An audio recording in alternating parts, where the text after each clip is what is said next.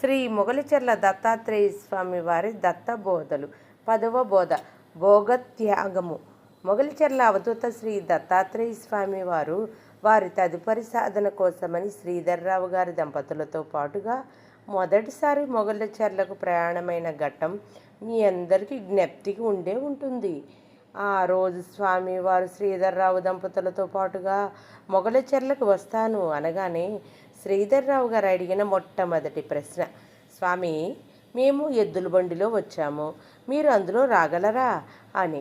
శ్రీధర్రావు దంపతులకు శ్రీ స్వామివారు ఈసారి కలిసినప్పుడు మొగలిచెర్ల వస్తాను అని ఆ ముందు వారమే తెలిపి ఉన్నారు. కానీ తీరా బయలుదేరుతాను అన్నప్పుడు శ్రీధర్రావు గారు శ్రీ స్వామివారు ఎద్దుల బండి మీద వస్తారా అని అడిగారు.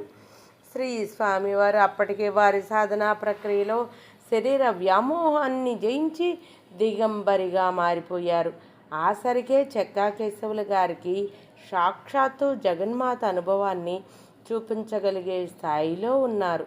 అటువంటి యోగి ఇలా నేను వస్తున్నాను అని వారం ముందే చెప్పి తీరా బయలుదేరుతున్న సమయంలో ఇలా తత్తరపడి ఎద్దుల బండిలో రాగలరా అని అడిగితే ఆ సమయంలో జ్ఞానిని అని చెప్పుకొని మనస్సులో ప్రశంసలకు దాసోహం అనే ఏ వ్యక్తి అయినా నేను వస్తానని మీకు ముందే చెప్పాను కదా.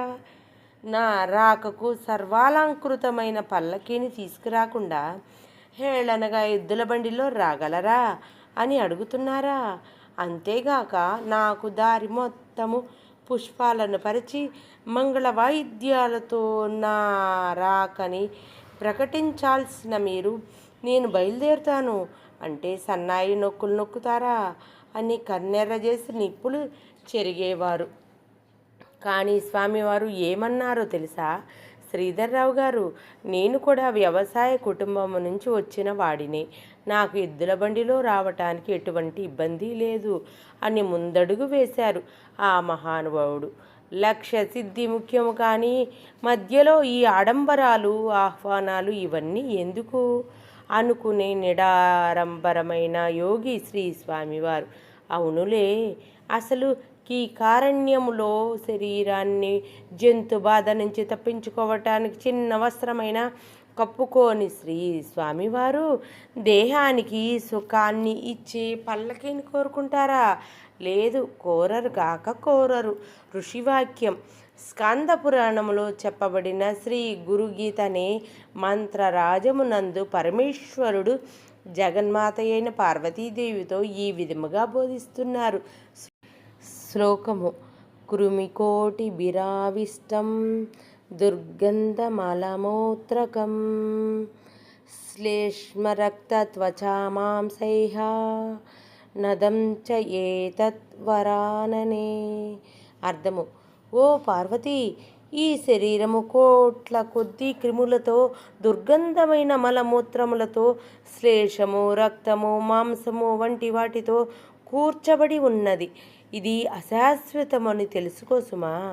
శ్రీ స్వామివారి బోధ: ఒక నిజమైన సాధకులు జన్మరాహిత్యాన్ని కోరుతున్నవారు, పరమాత్మలో లీనమయ్యే యోగం ఉన్నవారు ప్రవర్తించే తీరు అలా ఉంటుంది. వారి లక్ష్యం మోక్ష సాధననే, కానీ సామాన్యుల మెప్పు కాదు.